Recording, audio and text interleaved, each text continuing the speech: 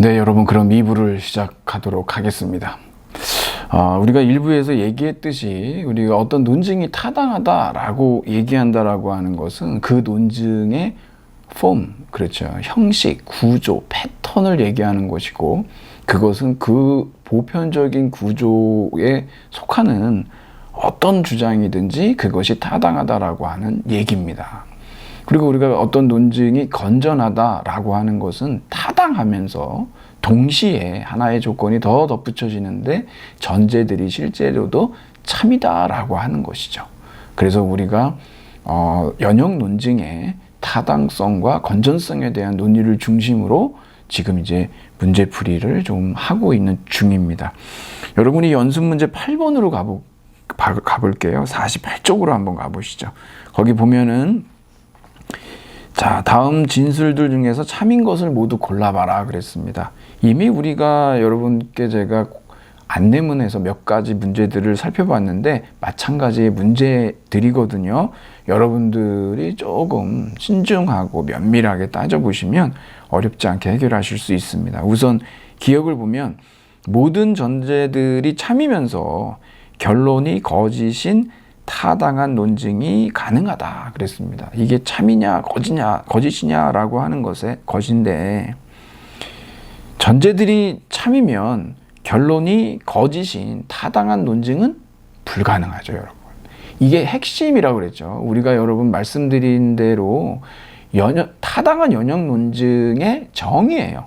전제들이 참이라면 결론이 반드시 참이다라고 하는 거. 만일에 전제들이 참인데 결론이 거짓인 타당한 논증은 불가능하다라고 하는 거죠. 이거는 거짓입니다. 니은으로 가보시면 타당한 논증이 거짓인 결론을 갖는다면 그 논증의 모든 전제들이 참인 것은 아니다. 이것은 참이죠. 왜냐하면 여러분 표를 한번 참고하셔야 되는데 타당한 논증이 거짓인 결론을 가져요.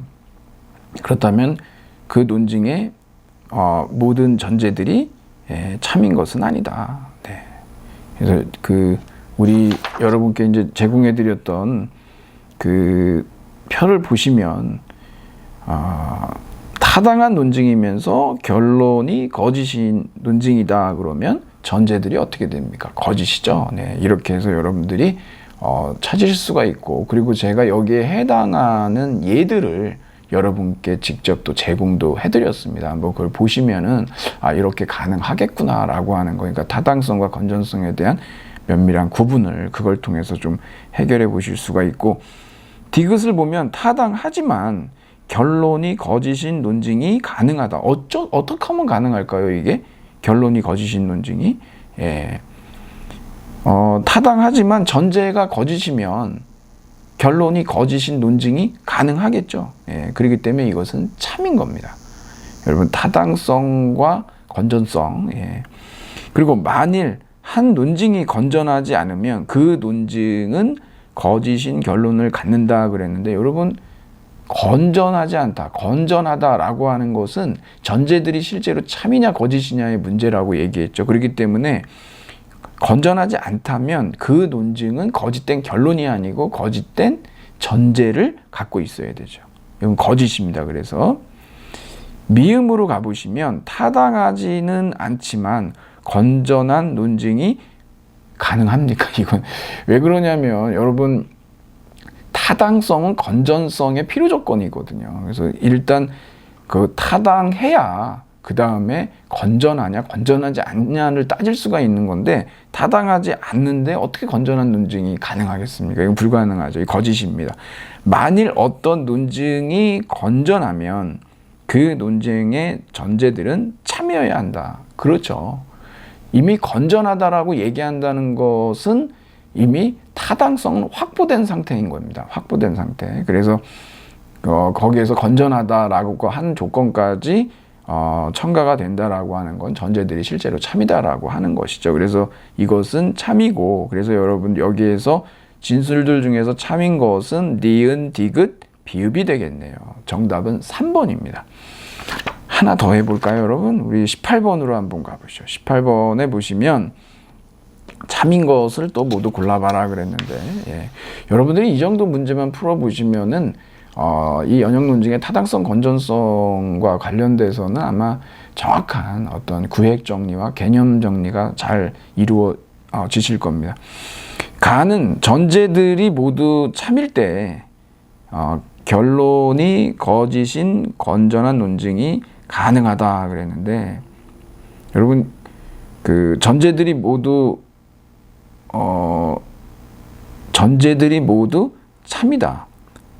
근데 결론이 거짓인 건전한 논증이 가능. 이것은 여러분, 일단 우리는 좋은 연역 논증이 타당하고 전제가 실제로 참이어야 하는데, 전제들이 모두 참이라 하더라도 이 부당한 논증이 가능하지 않습니까? 그렇기 때문에 그렇게 되면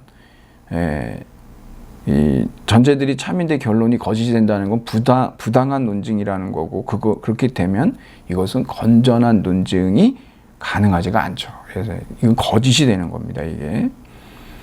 그리고 나를 보면 거짓인 전제를 갖는 타당한 논증이 가능하다.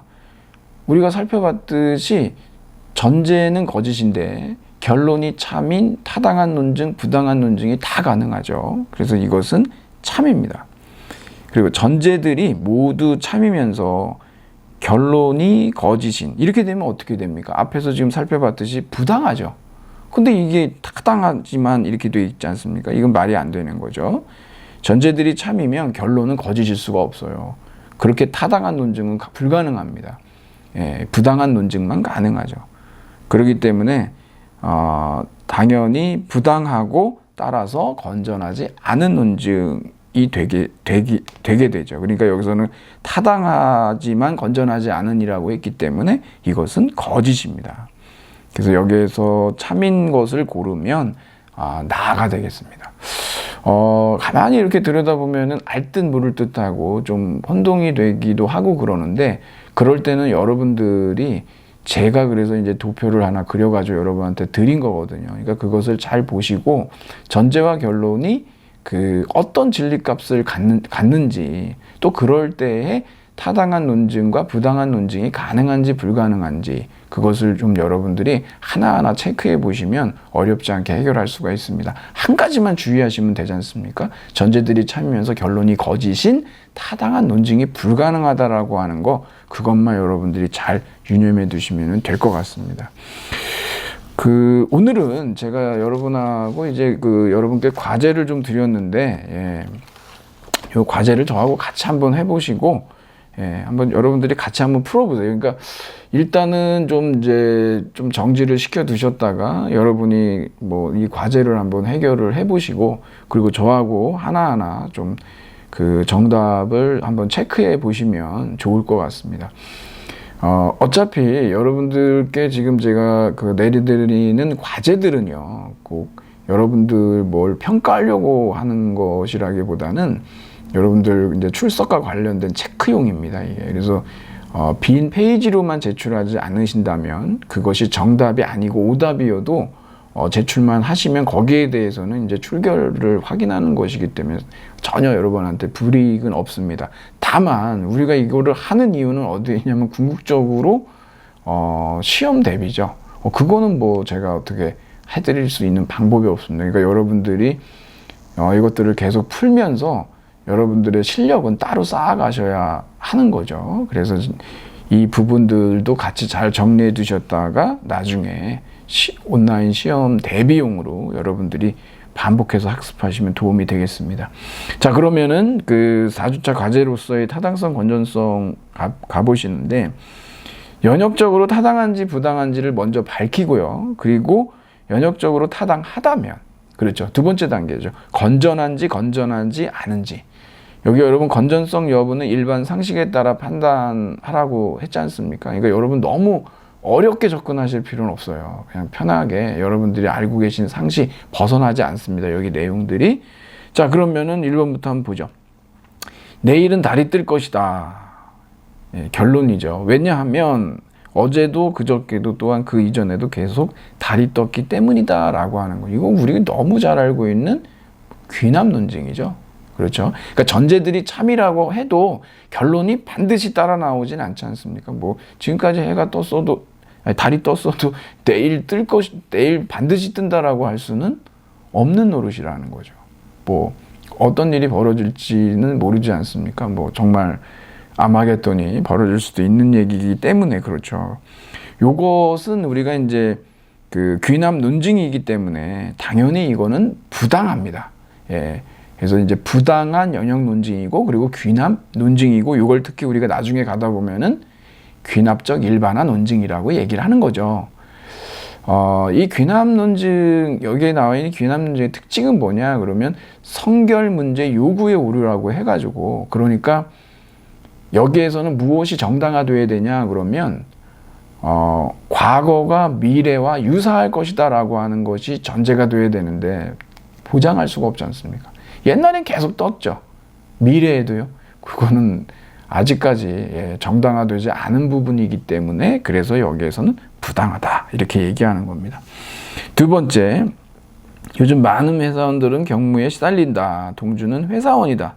그러니까 결론이 뭡니까? 동주는 분명 경무에 시달릴 것이다 그랬는데 이건 전제들이 참이라고 하더라도 연역적으로는 부당하죠. 왜냐하면 반드시 그렇다라고 보증할 수는 없지 않습니까? 그래서 이것도 뭐라 그러냐면 많은 회사원들이 그러잖아요. 뭐 대부분 뭐 80~90% 제가 말씀드렸죠. 예, 이걸 우리가 이제 통계적 3단 논법이라고 나중에 뒤에서 배우게 되는데 이게 이제 귀납 논증이기도 해요. 3번으로 한번 가보시죠. 자, 내가 너라면 공부를 하겠다 그래요. 예, 이게 조건문이거든요. 앞에 있는 게 전건이고 뒤에 후건이에요. 앞에서 우리가 봤듯이 만일 뭐뭐라면 뭐뭐할 것이다 라고 하잖아요. 그런데 나는 내가 아니다. 지금 전건을 부정했죠. 그리고 결론이 뭐냐면 후건을 부정하죠. 나는 공부를 하지 않겠다 그래요. 이걸 여러분 우리가 보통 뭐라 그러냐 그러면은 이걸 갖다가 전건 부정의 오류라고 합니다. 나중에 우리가 이제 명제 논증에서 제가 여러분하고 이렇게 기호화하는 것들을 다 살펴보게 될 텐데 그렇게 되면 이거는 기호화하면은 그냥 간단하게 그 정답을 우리가 찾을 수 있거든요. A면 B이다, not A다. 그러므로 not B다 라고 하는 게 전건 부정의 오류입니다. 이 형식은 무엇이 들어가든 다 오류가 돼요. 여러분들이 여기서 볼 때는 정말 이게 오류인지 아닌지 확 들어오지 않을 수 있거든요. 이게 오류인지 아닌지를 알 수 있는 건 뭐냐면 판례를 제시해 보면 돼요. 제가 어디서 찾아왔거든요. 보세요. 만일 세종대왕이 참수형을 당했다면 세종대왕은 저 세상 사람이다 이래요. 그러면 여기 지금 전건을 부정합니다. 세종대왕은 참수형을 당하지 않았다. 그러므로 세종대왕은 저 세상 사람이 아니다. 결론이 거짓이지 않습니까? 이게. 이런 판례를 제시해 보면 전제들이 참이라고 하더라도 결론이 반드시 참이 되지는 않는다라고 하는 거죠. 그래서 이것은 부당합니다. 여러분 요거 이 예를 좀 잘 알아두시고 그래서 이거 정권을 부정하면 오류가 된다라고 하는 거 이런 판례까지 제가 여러분께 한번 소개를 해드린 겁니다. 그 다음에 4번으로 가보실까요? 물은 높은 곳에서 낮은 곳으로 흐르는 법이다. 강물도 물이니까 강물도 높은 곳에서 낮은 곳으로 흐를 것이다. 그래서 어떻습니까, 여러분? 여러분 이게 직관적으로 딱 나오죠. 이게 사실은 정원 3단 논증이에요. 강물도 물이지 않습니까? 예. 그러니까 당연히 강물은 물이고 물은 높은 곳에서 낮은 곳으로 흐르니까 당연히 강물은 높은 곳에서 낮은 곳으로 흐르죠. A면 B고 B면 C니까 A면 C 이런 식이 된다라고 하는 걸 여러분들이 알 수가 있죠. 그러니까 이거는 타당한 정원 3단 논증이고 그리고 상식적으로 물은 높은 곳에서 낮은 곳으로 흐르고 또 강물도 물이죠. 예, 그래서 이제 전제들이 모두 참이기 때문에 타당하면서 전제들이 모두 참이니까 건전한 논증이죠. 예, 그래서 이제 이것은 타당한 정원 3단 논법이면서 동시에 건전한 논증이다라고 하는 겁니다. 5번으로 한번 가보실까요? 자, 만일 지구가 태양 주위를 돈다면 태양은 서쪽에서 뜰 것이다. 태양은 서쪽에서 뜨지 않는다.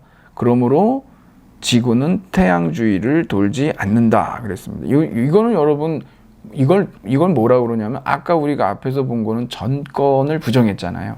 이번엔 어떻습니까? 태양은 서쪽에서 뜰 것이다 라고 하는 후건이었는데 이 후건은 태양은 서쪽에서 뜨지 않는다 부정하죠. 예, 이거는 이제 후건 부정식이라고 그래서 명제 논증에서 이러한 후건 부정식은 늘 타당한 연역 논증이에요. 예, 그러니까 여기에서 A면 B다, not B다. 그러므로 not A다라고 하면 이거는 후건 부정식으로 타당합니다. 그 다음에 따져볼 건 뭐죠? 건전성 유무죠. 건전성을 따져보니까 만일 지구가 태양 주위를 돈다면 태양은 서쪽에서 뜰 것이다. 그렇지 않죠. 이게 거짓이죠, 여러분. 그렇기 때문에 이것은 건전하지 않은 논증이다. 그러니까 타당하지만 건전하지 않은 논증이라고 우리가 얘기하면 되겠습니다. 자, 이렇게 해서 이제 우리가 문제를 하나씩 푸는데 6번으로 가보면 좀 비슷한 문제입니다, 여러분. 지금까지 관찰된 모든 곤충은 6개 다리를 가지고 있다. 따라서 모든 곤충은 6개의 다리를 가지고 있을 것이다. 어떻습니까, 여러분? 이게 전제가 참이라면 결론이 반드시 참일 수는 없죠, 여러분.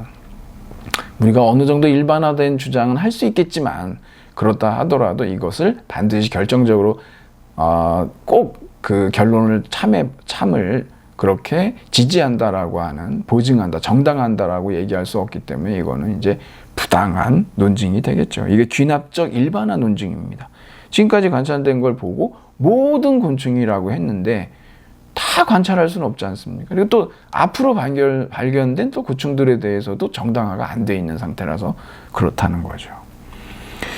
7번 문 밖에 아무도 없다는 것을 방금 분명히 확인했는데도 초인종이 연속해서 3번이나 울렸다.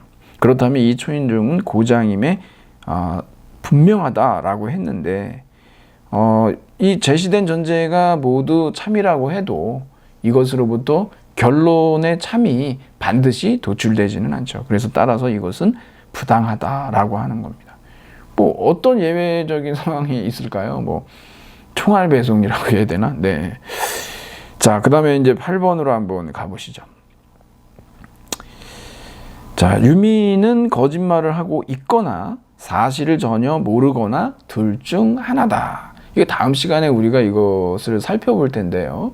이게 우리가 이제 선언 명제라고 얘기합니다. A 또는 B라고 하는데 또 포괄적 선언이 있고 배타적 선언이 있어요. 여기서는 그런데 둘 중 하나다 그러죠. 둘 다일 수는 없다고 그러지 않습니까? 이거 배타적 선언이라고 그래요.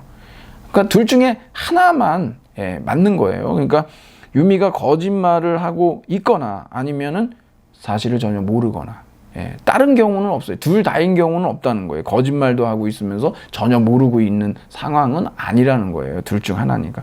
근데 유미는 거짓말을 할 때마다 얼굴이 빨개지는데 지금 얼굴이 빨개지지 않았다. 그럼 뭡니까? 거짓말하고 있는 게 아니라는 거죠. 그러니까 따라서 유미는 사실을 모르고 있음이 분명하다라고 하는 것이죠.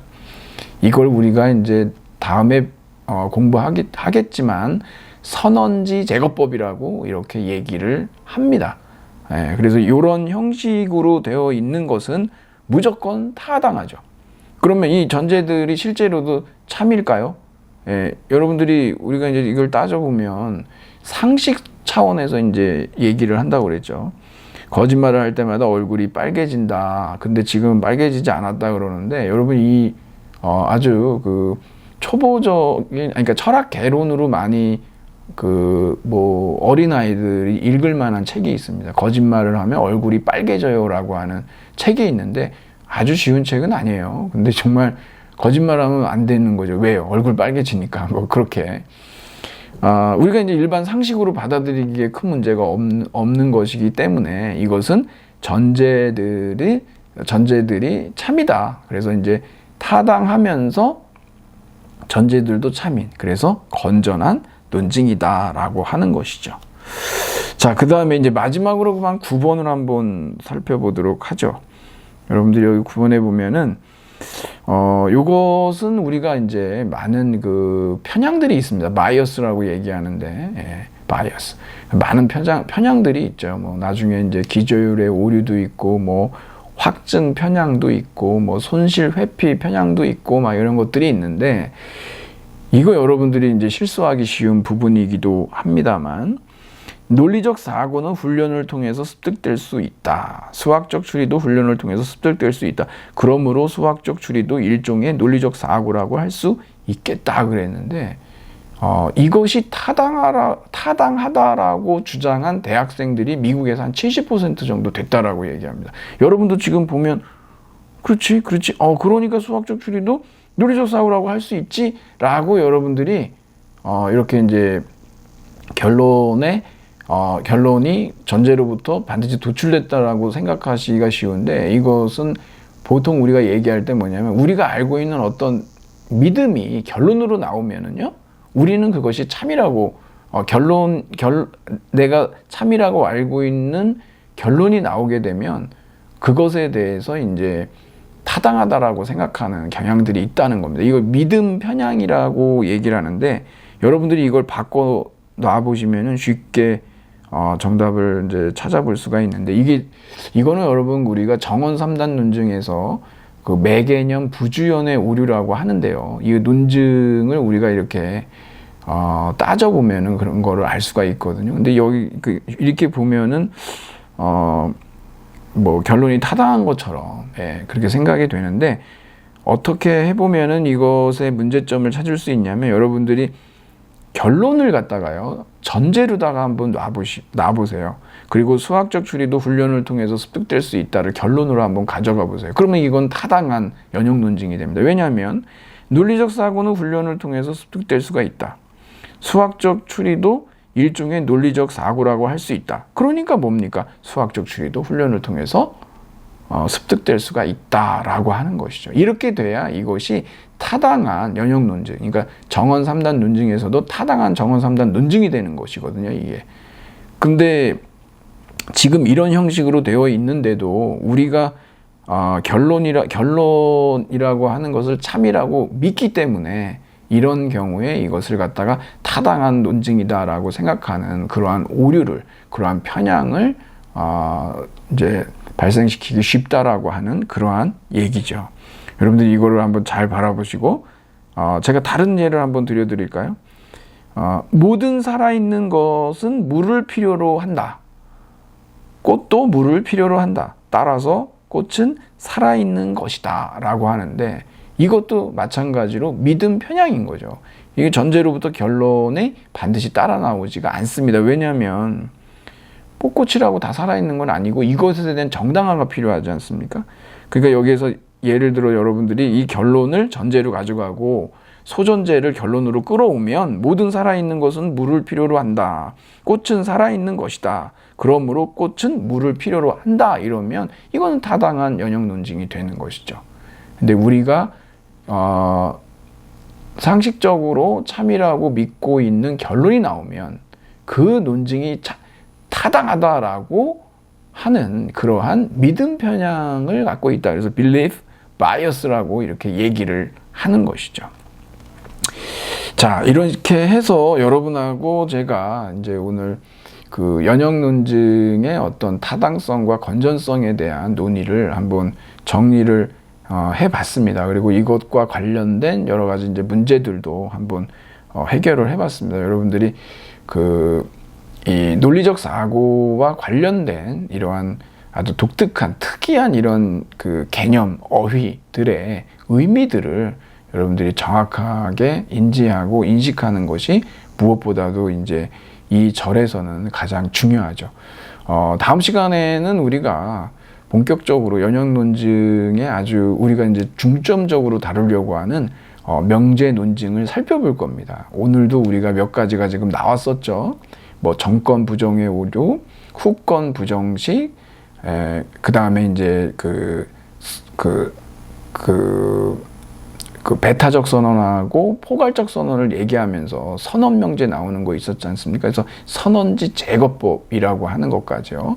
우리가 예도 들고 그러면서 많은 것들을 좀 살펴볼 겁니다. 그래서 뭐 진리표도 보고 거기에 대해서 대치 규칙하고 함치 규칙도 여러분한테 제공을 해드릴 텐데 거기에서 반드시 여러분들이 암기하고 있으셔야만 되는 우리 책에서는 언급이 되지 않지만 그것을 암기해 놓으셔야 이제 문제를 해결하시는데 굉장히 수월하게 처리가 될 수가 있거든요. 사실 이제 우리의 이 수업의 굉장히 그 하이라이트가 이 명제 논증이고 그 다음에 나오는 이제 귀납 논증이 되겠습니다. 거기에 이제 좀 주안점을 두고 한번 살펴보도록 그렇게 하겠습니다.